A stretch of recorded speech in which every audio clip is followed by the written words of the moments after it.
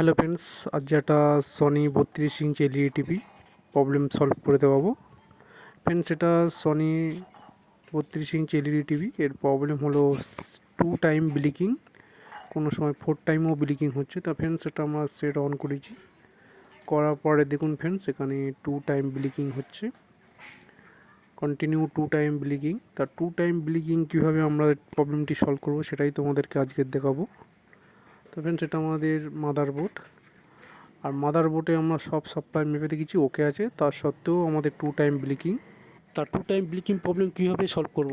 আমাদের মাদারবোর্ডের কাছে একটা জায়গায় IC3602 একটা লেখা আছে, এখানে আমাদের কয়েকটি রেজিস্ট্যান্ট দিয়ে ডিসি ডিরেক্টর ডিভাইস সাপ্লাই করেছে ও আইডি সাপ্লাই করেছে।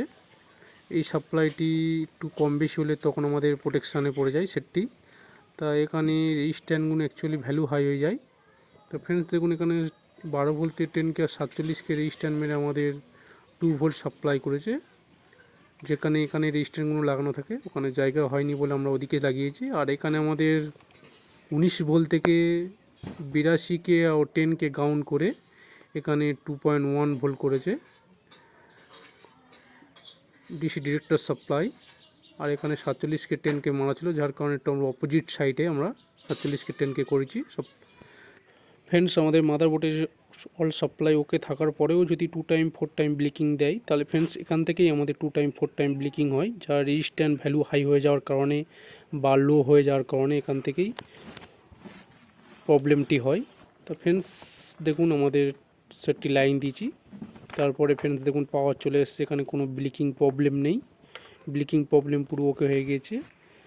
2 টাইম ব্লিকিং হচ্ছিল, মাঝে সাঝে 4 টাইম হচ্ছিল। তো ফ্রেন্ডস আমরা এখানে সেটটি চালিয়েছি, ফ্রেন্ডস আমাদের পিকচার চলে এসছে এবং সেটটি পুরোপুরিভাবে আমাদের ওকে হয়ে গিয়েছে, কোনো ব্লিকিং প্রবলেম নেই। Sony LED 2 time 4 time 6 time blinking এগুলো খুবই একটা ডিজি প্রবলেম।